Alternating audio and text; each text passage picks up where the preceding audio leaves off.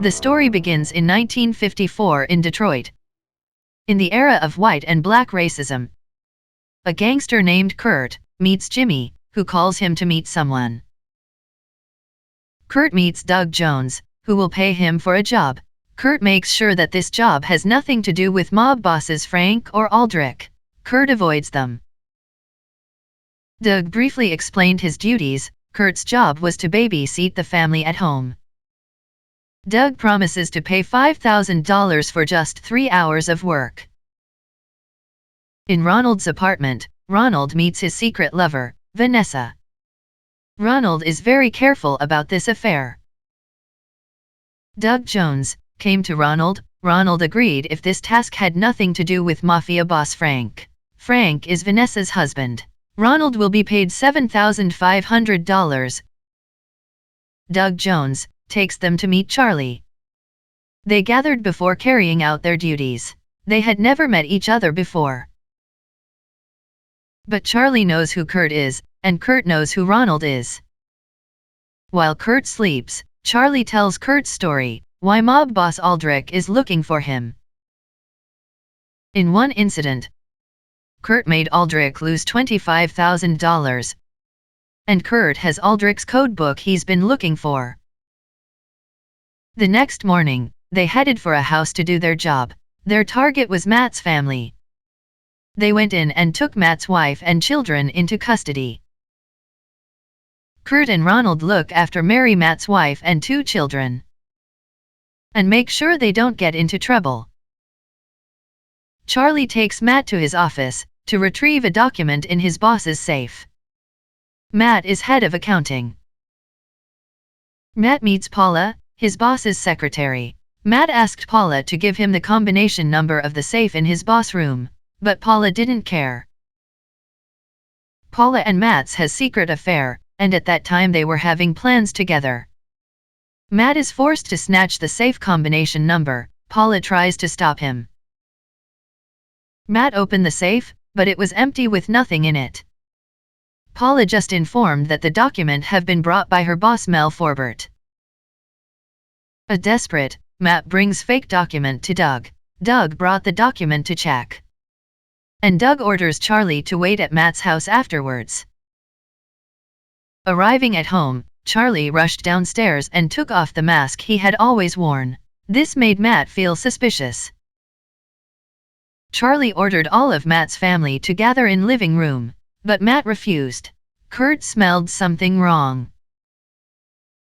Charlie loses his temper and is about to shoot Matt, but Kurt shot Charlie first. On the phone, Doug is angry at the fact that the document is fake, and orders Kurt to kill Ronald and everyone else in the house. Kurt, who has keen senses, feels that all of this is a trap. Before leaving, Kurt tells Matt to lie to the police, that he shot Charlie. Kurt goes back to Jimmy to find out who is behind it, but Jimmy doesn't know if mob boss Aldrich and Frank are involved. Detective Joe comes to Matt's house and interrogates them. Joe was suspicious of the confession of Matt, Mary, and their 2 children. Kurt goes to his ex-wife, who is already living with another man, and asked her about the suitcase she had kept while he was in prison.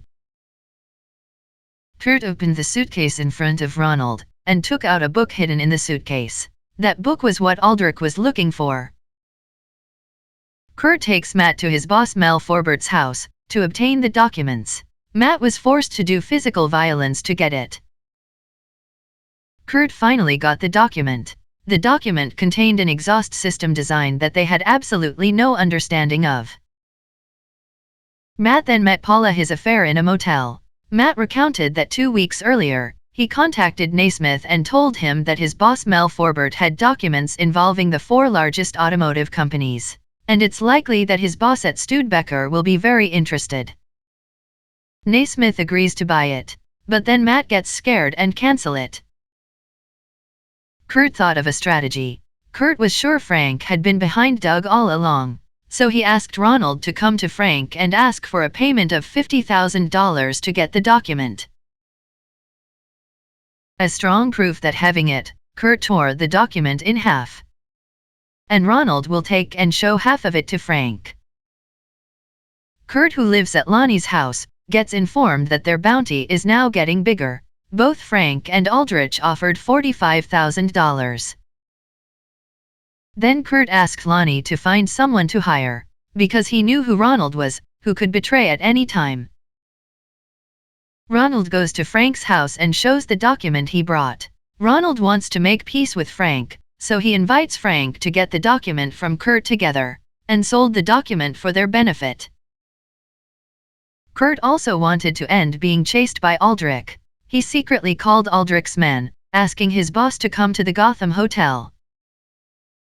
Unfortunately, Frank doesn't believe Ronald, so he contacts Doug to help him get the document and attend the meeting. Frank comes to the meeting alone, but Kurt then raises the price to $90,000, twice the bounty for them. Doug appears suddenly, pointing guns at Kurt and Ronald. Kurt realized it was Ronald's fault. But Kurt had anticipated this. Then he threw a glass at Doug, which was a sign for his men to act. Doug does, Frank runs. Kurt chases after Frank. Frank shot several times but didn't hit, but Kurt made him surrender. Kurt forced Frank to tell the name of the person who hired him. He is Naismith. Then locked Frank in the trunk. Kurt then called Naismith, the man who hired Frank. Kurt offers the document.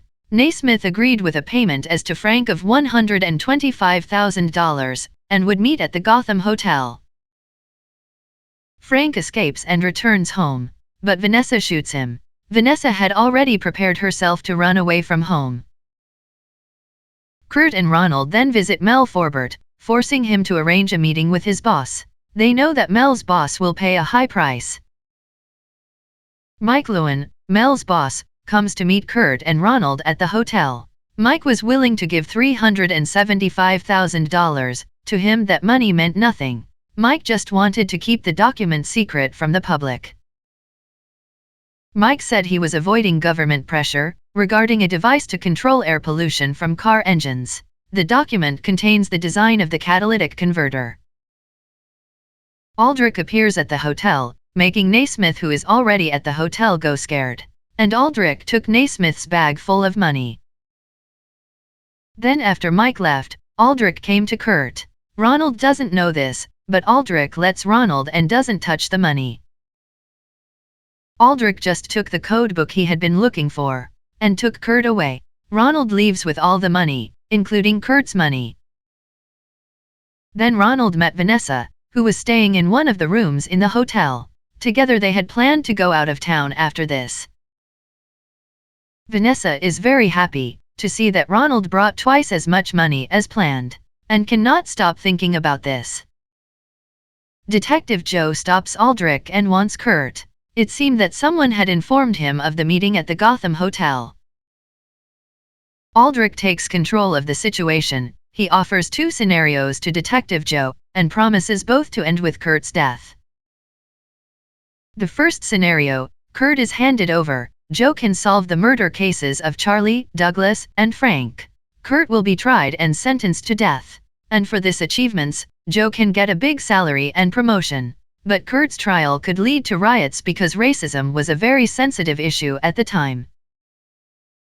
The second scenario, Joe can still uncover the murder, and let Aldrich handle his men, as a lesson for others not to mess around. And Joe will be given a cash bonus twice $25,000. It seems that Joe prefers the second scenario. Ronald left the city with Vanessa, with a large amount of money in the suitcase. Secretly the detective followed him. Ronald was scared and told Vanessa to get off the highway. In a remote location, Vanessa shoots Ronald and leaves him. But, on the way, Vanessa was stopped by police officers. The police officer just took the money suitcase and left Vanessa just like that. Detective Joe went to Mike Lowen's office and returned the suitcase. The total money in the suitcase is $406,000. Joe also gave $50,000. Aldrich takes Kurt to an abandoned harbor. Aldrich believed Kurt would never betray him again. then offers how to divide the remaining money from Nismith. But Kurt only took his own rights for $5,000. Aldrich did not punish Kurt and let him go to Kansas City.